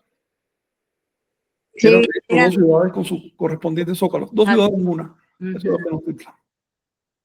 Tlatelolco y Tenochtitlan, dos ciudades independientes que se crecieron y se juntaron. El siguiente mapa, John, fíjate, en el siguiente mapa, por ser del siglo XVI, tiene mucho más sentido cosmológico que el anterior que vimos. El anterior es moderno y el autor no tenía en cuenta esto que te voy a decir, pero el que pintó este mapa y con sus informantes nativos y demás, quería decir esto: el interés de la ciudad de Tenochtitlan era estar rodeado de agua. Así que encontramos que Tenochtitlan es Anahuac. ¿Ves? Así que se cuidaron de que la ciudad creciera de tal manera que siempre hubiera circulación de embarcaciones alrededor. No solo por una cuestión práctica, sino también por una cuestión ideológica. Vamos a seguirle rápidamente porque ya se nos va el tiempo y quisiera mostrarle las imágenes de acá, la siguiente. Si este señor Delfino, ¿cómo se llama él? ¿Tú te acuerdas, Vicente? Sí, Delfino, él ahorita vive en Puebla, y ahí vamos a ir a buscarlo prontamente. Vamos a tener un enlace, les avisamos, con don Tirso y don Tirso hijo, don Tircito, para que nos cuenten cómo fue esta historia y pues conozcan, ¿no? Cómo fue que resurgió Huehuetlapalan. Sí. Ya hace tiempo de esto, tuvimos el privilegio de que él nos avisara cuando empezó a hacer estos hallazgos. De hecho, cuando nos avisó tenía la cara rota todavía de la paliza que le habían dado por meterse los políticos locales. De ninguna manera quería que se supiera que ahí había un yacimiento olmeca, porque estaban usando el material de construcción de las pirámides para hacer sus carreteras, sus juegos de pelota propios, sus casas y demás. Sí, claro. Era así y es. Yo creo que todavía sigue siendo así. Y por supuesto le mandaron a dar una paliza para asustarlo. Como consecuencia, él viajó a lo que era México DF en ese momento y contactó con varias personas y hubo un poco más de protección, pero de todas maneras el sitio arqueológico está igual de abandonado, nadie le hizo caso. Pero lo que descubrió fue esto, que hay una isla artificial enorme con un montón de montículos en total, creo que más de 70, pero los principales serán unos 10, 12, de la época olmeca. Esta isla tiene la forma de... A ver las siguientes imágenes. Sí, serpiente jaguar, el más alto, 42 metros de alto, 33 metros la pirámide de donde está el terreno de Don Tirso. Aquí, a ver, estás poniendo la otra. Correcto. Aquí ves la ciudad de Minatitlán hacia arriba y abajo, a un lado del río, están estas cosas que se llaman las lomas, hoy se llaman así. En su momento se llamaban Coatzacoalcos, el zócalo de la serpiente, porque tiene forma de serpiente, sobre todo de cabeza de serpiente, incluso con el corte en la mollera y todo. Y es, digamos, tiene una altura uniforme de unos 10 metros sobre el suelo para que las inundaciones no lleguen hasta ahí. Y encima es que están las pirámides y demás. Todo esto tiene pinta de ser de la época olmeca. De hecho, ahí se han encontrado muchas piezas olmecas importantes. Es probablemente una de los centros olmecas, si no la capital. Él también descubrió que corresponde a un sitio llamado Huaytán, que aparece en un mapa del siglo XVI y que hoy no se sabe cuál es, pero todo indica que es eso. Ya después, con el tiempo, la ciudad colonial se trasladó hacia el mar y es la actual Coatzacoalcos, pero parece que en un principio estaba ahí, porque este concepto de zócalo de la serpiente, Coatzacoalcos, el lugar del zócalo de la serpiente, solo corresponde a eso, no corresponde a otra cosa. Sí. La siguiente, para que Rosita vea a qué me refiero. Sí, Mira, no. esta es la forma de la meseta. No es loma, es una meseta de unos 10, 12 metros de alto, Ajá. lisa arriba, alargada a un lado del río. Todo lo demás son zonas muy pantanosas que se inundan cuando sube el agua, pero hasta allí no sube. Y esos puntos en negro que ves es donde hay algún monumento arqueológico. Sí, son 3,5 kilómetros. Recorrí hace unos días con Don Tirso la isla, Sí. nos tardamos como 1 hora 20 subiendo, bajando y es alucinante, ¿eh? O sea, Sí. es una tristeza que pues ahora sí hayan metido una carretera ahí, está invadido de casas, pero bueno, es algo que también les compartiremos en un videíto para que conozcan la historia porque es fascinante. Sí, parece, todo indica que esto era una ciudad olmeca. Quizás no muy populosa, no dedicada a la gente, sino más bien al culto, con templos y demás. Y le repito, responde al concepto porque un zacualli es justamente un terraplén, algo elevado que haces. Y Coatzacoalli quiere decir terraplén de la serpiente. Co es el lugar, Coatzacoalco. Esto es porque actualmente la ciudad de Coatzacoalco está a unos kilómetros río abajo, ya en la desembocadura. Pero yo me imagino que si buscamos los puertos de la época olmeca, el lugar donde se hacía movimiento, no estaban en la desembocadura, sino río arriba, en aguas más Sí, Frank. tranquilas. ¿Eh? De hecho, ese puerto está ahí donde dice la palabra Las Lomas. Ahí en esa parte está, en la presentación que nos va a hacer el Tirso con su hijo, nos va a mostrar esa zona. Es impresionante. Es justamente esta zona, donde está el río Coatzacoalcos. Bueno, En la parte superior vemos esa línea. sí. Ese es un canal artificial Mira, que la se siguiente alinea. imagen, esto te iba a decir, en la siguiente imagen lo ves, te das cuenta que el río fue cortado en ángulo recto, eso no es natural, claro. Y cuando Sí, estás allí te das cuenta todavía más, pero no estamos hablando de un río de 10, 20 metros de ancho, no. es un brazo de mar y está cortado en ángulo recto. Es decir, es un río que hasta ahí permitía el paso de barcos grandes. Y Sí, yo me y se imagino que ahí alinea. donde está el ángulo recto estaban los muelles. Dime. Y se alinea con el salida del sol en el invierno, en el solsticio. Órale. ¿Y en qué época se habrá hecho esa desviación tan recta? Olmeca.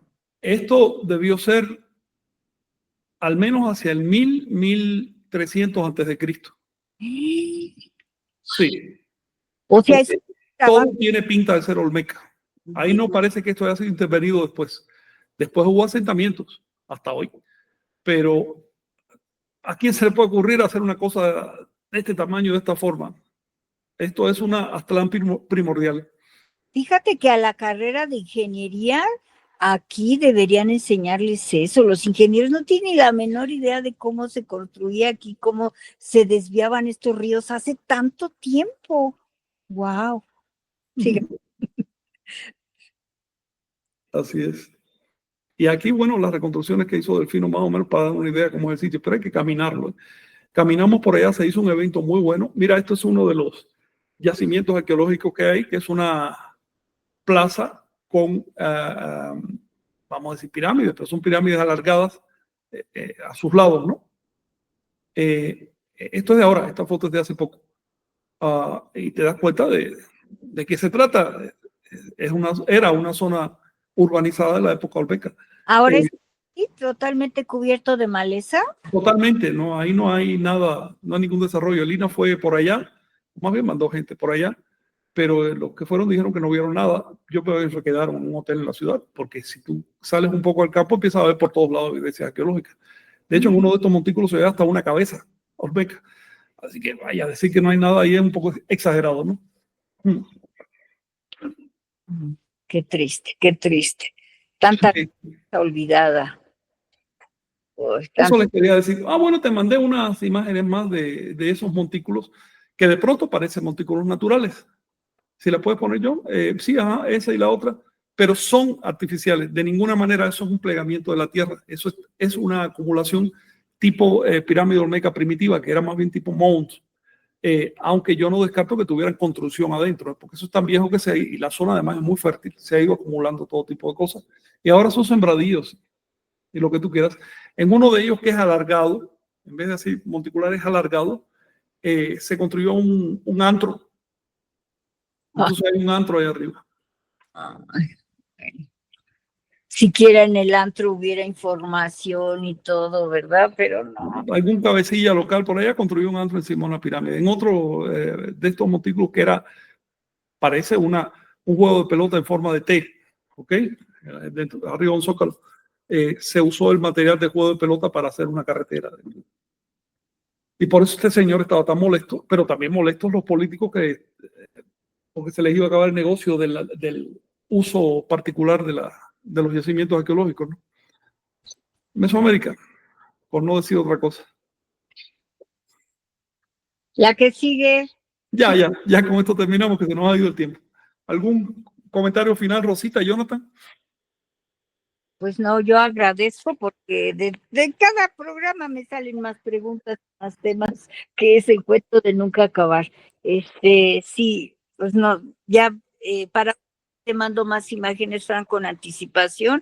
Esto fue muy prematuro, pero mira, al final nos pusiste imágenes padrísimas. Gracias porque aprendemos que no fuimos improvisados ni salvajes, sino realmente culturas con años y años de antigüedad, que no, si el gobierno no lo quiere rescatar, pues gracias Vicente y todos los que están aquí en esto, para que estamos aprendiendo. Gracias por la enseñanza de todos y un abrazo. Sí, gracias, Rosa. Gracias también por tocar el tema, es un buen tema. Sí. Vicente, qué bueno. ¿No hay algo que comentar?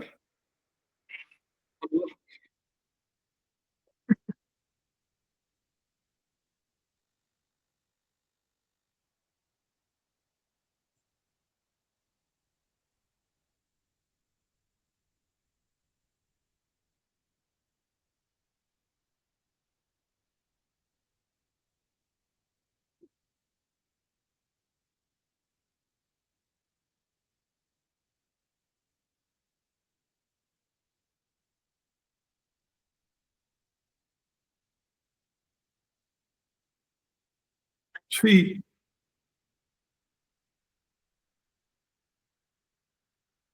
Lo tomamos, Paulo. ¿Qué te parece, Rosita, buscar imágenes de Xochicalco? Eso se ha quedado pendiente. Eso quería, porque realmente Sí. las tales que hay ahí, dices, no, Sí. esto tiene mucha información que no entiendo, pero creo que es astronómica y mitológica. Esto es Xochicalco para el sábado que viene. Qué buen tema, sí.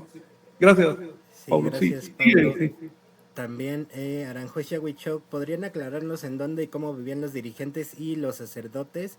Los guías de turistas siempre hablan de que en los templos vivían los reyes, los emperadores, o por ejemplo dicen que Atzompa era una ciudad de alta alcurnia en la que vivían emperadores y las clases privilegiadas. Mira, a ver, por lo general las acrópolis son espacios de templos para ceremonias, no para la vida particular. Se distingue muy bien lo que es un edificio de uso público, una casa pública para la fe, de un espacio ya más reservado, no en medio de las cosas, donde vivía un gobernante, donde vivía un dirigente o digamos, un comerciante poderoso. ni modo que fueran a vivir arriba de una pirámide, ¿no? Entonces, se distinguen muy bien este tipo de construcciones. Hay en estas ciudades como 3 áreas. Un anillo central, se llama la Acrópolis, que es de uso de culto. Y también donde iba la gente a ver las escenificaciones teatrales y cualquier cosa que distrajera a la población. Recuerda que hacían muchos festivales porque no había televisores.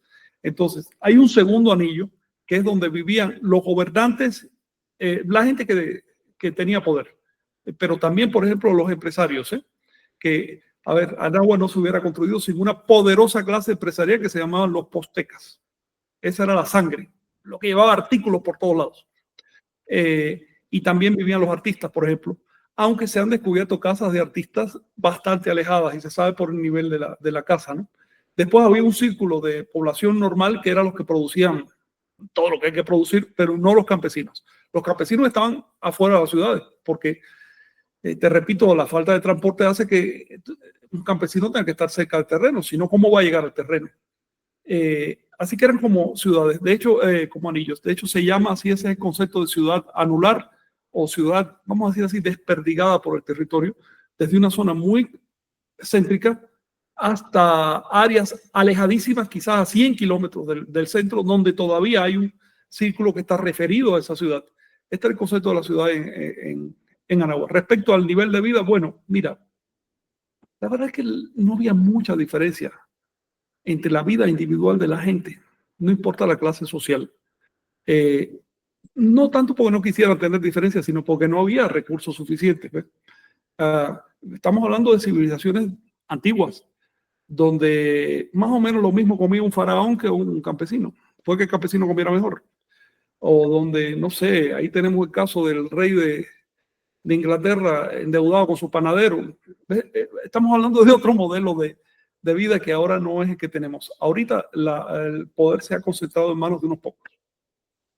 Y nosotros tratamos de entender el pasado a partir de lo que tenemos hoy. No era así. En el pasado, si un poderoso se equivocaba, lo ejecutaban. No era como hoy que se rodean de capas y capas de blindaje, que tú no sabes ni dónde están. No. En el pasado todo el mundo sabía dónde estaban todos. Y entre los mismos Tenochcas, que eran tan poderosos y tan guerreros, se dio el caso de 2 tlatoanis que no se sabe ni bien qué fue lo que pasó, pero murieron sospechosamente jóvenes. Entonces, de nuevo hay que ponerse en el pellejo de aquellas personas. Por supuesto que había diferencias sociales de clases y de barnas, que es una cosa diferente. En todos lados las hay. Pero estas diferencias se han exacerbado en la actualidad. Si tú ves a una persona hablándote de igualdad de clase y eso, sospecha que se está viviendo como un príncipe. También otro de Aranjuez Huichol. El aislamiento es un factor, pero la cosmovisión también, ¿no? Veamos a China, ese territorio era igualmente extenso y desarrollaron una estructura bélica como pocos pueblos. Considero que la necesidad de expandirse obedecía a necesidades sociales, no tanto a poder o ambición política. Parece que el concebirse tan valiosos como cualquier cosa existente les hacía no pensar en poseer. ¿Qué piensan? Mira, hablamos de China, pero es China hoy. En el momento, por ejemplo, hasta la época de Jesús, incluso hasta 2 siglos después de Jesús, eran 5 estados totalmente belicosos y enemigos entre sí que estaban por cogerse el poder. Y además tenías a los mongoles y además tenías otro grupo por allá y tenías estos por acá, los hindúes y demás. Por lo tanto, se comprende que China dedicara tantos recursos a las armas. Tenía que hacerlo. Uno dice China porque todos lo vemos iguales y parece que escriben igual, pero métete a chino para que vea que ves grandes diferencias. Es un pedazo de continente completo. Es decir, ahí había varias civilizaciones, de hecho, con una misma base y no estaban unificadas políticamente, aunque sí tenían una religión común y demás, pero no estaban unificadas. Los grandes 5 estados que hicieron la civilización china no eran una confederación como el caso de Anáhuac, sino que eran enemigos y cada uno de ellos tenía el poder de exterminar a otro, de acabarlo, de arrasar. Por lo tanto, todos se tenían que armar.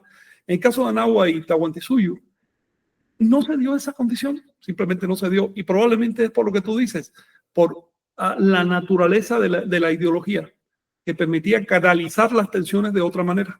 Es una de las cosas que hay que estudiar, porque cuando tú desarrollas un producto como la Toltecayo, que armoniza las instituciones, entonces las contradicciones sociales que surgen se pueden canalizar de formas más creativas, no simplemente la destrucción del prójimo, ¿no?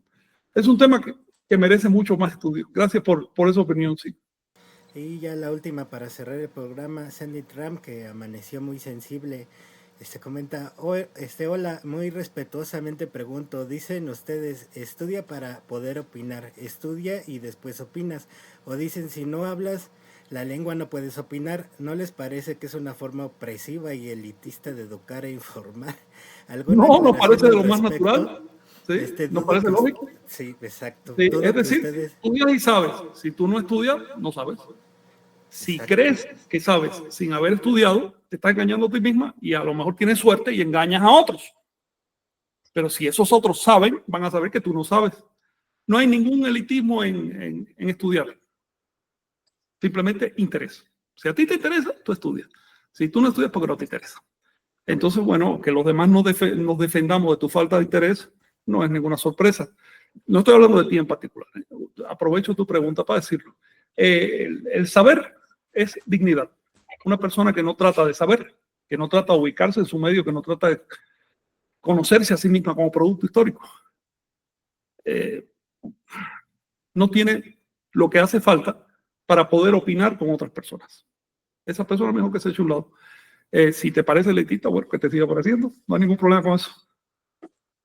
Y por ejemplo, pues, si viene alguien aquí a decirme que no se transmite como transmitimos, pues que se debe de usar otra conexión, no sé, no usar el wifi o lo que sea, pues no le vamos a hacer caso, ¿no? En algo tan sencillo, que...